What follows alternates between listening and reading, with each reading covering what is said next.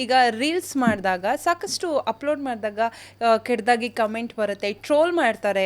So ನಿಮಗೆ ಆ ಥರ ಏನಾದ್ರು ಟ್ರೋಲ್ ಮಾಡಿದ್ದಿದೆಯಾ, ಕೆಟ್ಟದಾಗ ಕಮೆಂಟ್ ಮಾಡಿದ್ದಿದೆಯಾ? ಅವ್ರಿಗೇನು ಹೇಳ್ತೀರಾ ಟ್ರೋಲರ್ಸ್ಗೆ, ಕೆಟ್ಟದಾಗ ಕಮೆಂಟ್ ಮಾಡೋರಿಗೆ? ಟ್ರೋಲ್ ಮಾಡಿರೋದು ಇನ್ನೂ ನನ್ನ ಗಮನಕ್ಕೆ ಬಂದಿಲ್ಲ. ಬಟ್ ಬ್ಯಾಡ್ ಕಮೆಂಟ್ಸ್ ಬರ್ತಾ ಇರುತ್ತೆ. ಬ್ಯಾಡ್ ಕಮೆಂಟ್ಸ್ ಅಂದರೆ you are looking hot, you are looking sexy, ಈ ಥರ ಬ್ಯೂಟಿಫುಲ್ ಅದು ಇದು ಅಂತ ಅಂತಾರೆ. ಬ್ಯೂಟಿಫುಲ್ ಎಲ್ಲ ಓಕೆ, ಹಾಟು ಸೆಕ್ಸಿ ಅಂತೆಲ್ಲ ಇದು ಮಾಡ್ತಾರೆ. ಬಟ್ ನಾನು ಅದನ್ನು ತುಂಬ ಇದು ಮಾಡ್ಕೊಳಕ್ಕೆ ಹೋಗಲ್ಲ, ನಾನು ಇಗ್ನೋರ್ ಮಾಡಿಬಿಡ್ತೀನಿ. ನೀವು ಹೇಗೋ ಸೋಷಿಯಲ್ ಮೀಡಿಯಾ ಸ್ಟಾರು, ಸೊ ಹೇಳ್ತೀರಾ ಹಾಟು ಸೆಕ್ಸಿ ಹಾಗೆಲ್ಲ ಬರುತ್ತೆ ಅಂತ ಹೇಳ್ಬಿಟ್ಟು. ಸೊ ಈ ಥರ ಪ್ರಪೋಸ್ ಮಾಡಿದ್ದಿದೆಯಾ? ತುಂಬ ಜನ ಪ್ರಪೋಸ್ ಮಾಡಿದ್ದಾರೆ, ಮಾಡಿಲ್ಲ ಅಂತ ಏನಿಲ್ಲ. ಬಟ್ ನಾನು ಅದನ್ನು ತುಂಬ ಪಾಯಿಂಟೆಡ್ ಆಗು ಮಾಡಿಲ್ಲ, ಸುಮ್ಮನೆ ಇಗ್ನೋರ್ ಮಾಡಿಬಿಟ್ಟಿದ್ದೀನಿ.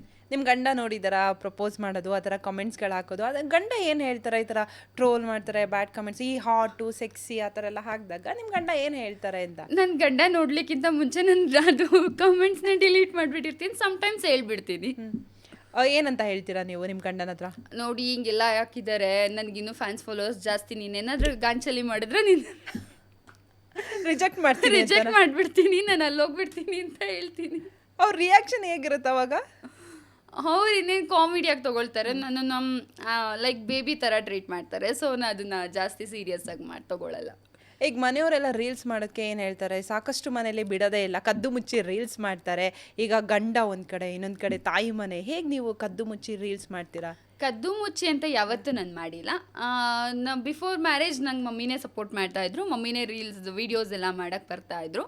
ಇನ್ನು ಆಫ್ಟರ್ ಮ್ಯಾರೇಜ್ ಹಸ್ಬೆಂಡ್, ಅವ್ರು ಔಟ್ಸೈಡ್ ಎಲ್ಲಾದರೂ ಹೋದರೆ ಹಸ್ಬೆಂಡ್ ಮಾಡ್ತಾರೆ, ಇಲ್ಲಾಂದರೆ ಸೆಲ್ಫಿ ವೀಡಿಯೋದಲ್ಲಿ ನಾನು ಮಾಡ್ಕೊಂಡು ಇದು ಮಾಡ್ತೀನಿ.